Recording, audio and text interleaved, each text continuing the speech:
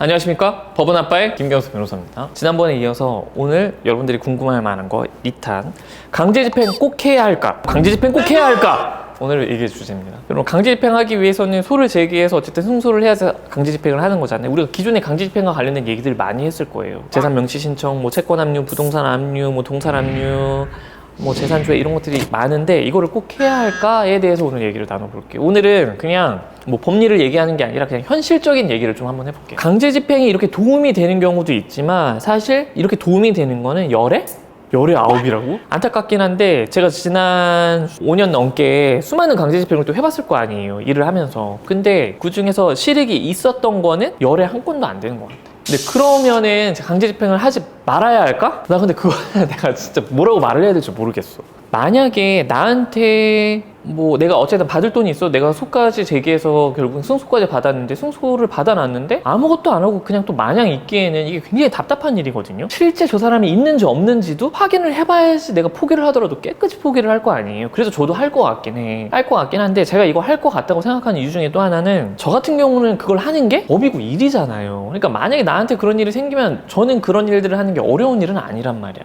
근데 제가 변호사가 아닌 그냥 일반 사연이라고 생각했을 때는 생각을 한 번 더 해볼 것 같긴 해요. 왜냐면은 강제집행 종류가 굉장히 다양한데 이거를 사실 한 번을 또 했다고 해서 전부 다 또 다 확인할 수 있는 것도 아니에요. 왜냐면 시간이 지나면은 그 사람이 또 돈이 생길 수도 있는, 그럼 계속 이걸 반복해야 되는 상황이 되거든요. 이걸 반복하려면 결국 내가 뭘 써야 돼요? 돈을 받아야 될 건 난데 계속해서 내가 내 돈을 들여가면서 해야 되는 상황이 된단 말이에요. 그래서 고민이 될 것 같아요. 그리고 액수가 뭐 막 2억, 3억 막 이렇게 되면은 더 답답하겠지. 2억, 3억이나 되는데 강제집행 해보니까 아무것도 안 나오면은 진짜 뭐 그냥 답답할 것 같아. 또 액수가 적으면 액수가 작은데 또 그 액수 작은 걸 위해서 또 강제집행 하자고 내 돈을 또 몇백씩 쓰는 게 또 답답할 것 같고. 그러니까 이런 경우도 답답하고 저런 경우도 답답할 것 같아. 법인인 경우에는 맞아요. 별개님. 그래서 상대방 강제집행할 때 재산조회라고 하는 게 있어요. 재산조회를 하려면은 재산 명시 신청을 먼저 하고 그 다음에 재산조회를 할 수가 있는데, 재산조회를 하면은 이제 표에 내가 재산조회 할 수 있는 목록 표가 엄청 두껍거든요. 거기에 보면은 진짜 별의별 게 다 있어. 진짜 처음 들어보는 뭐 조회할 수 있는 내용들이 진짜 많더라고요. 근데 그거를 또 여러 번 하려면은 하나 할 때마다 돈이 하나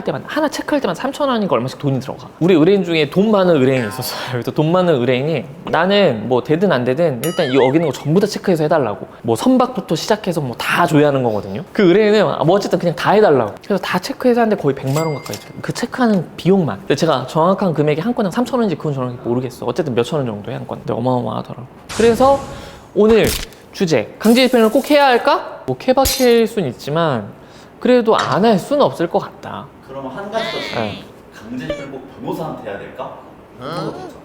네, 맞습니다, 여러분. 소송 같은 경우에는 적극적으로 막 법리를 다투고 하는 거기 때문에 가급적이면 변호사를 선임해서 하기를 제가 권해드려요. 근데 강제집행 같은 경우에는 신청사건이라서 사실 단순하게 절차에 따라서 그렇게 이행하는 거에 불과하거든요. 그래서 법무사라든지 이거를 뭐 개인이 혼자 한다라든지 해도 전혀 상관이 없습니다. 그리고 비용적으로는 오히려 변호사 선임하는 것보다는 법무사라든지 또는 개인이 하는 게 훨씬 이득이실 수 있겠죠. 다만 변호사를 선임하는 건 그 일 처리를 하는 데 있어서 단순한 강제집행뿐만 아니라 또 기타 다른 여러 가지 상담을 계속 지속적으로 받으실 수 있거든요. 때문에 변호사를 선임해서 진행하는 거죠. 그건 이제 본인 선택이에요. 저희가 이제 강제집행할 때 의뢰인분들 그런 걸 요청하시는 분들도 있어요. 그 채무자한테 직접 연락해서 어쨌든 변호사님께서 통화 한번 해주실 수 있겠느냐 라고 했을 때 저희가 연락을 하거나 또는 사무실 이름이 들어가게 해서 내용 증명을 보냈을 때 그 효과가 좀 다를 수 있죠. 오늘은 이걸로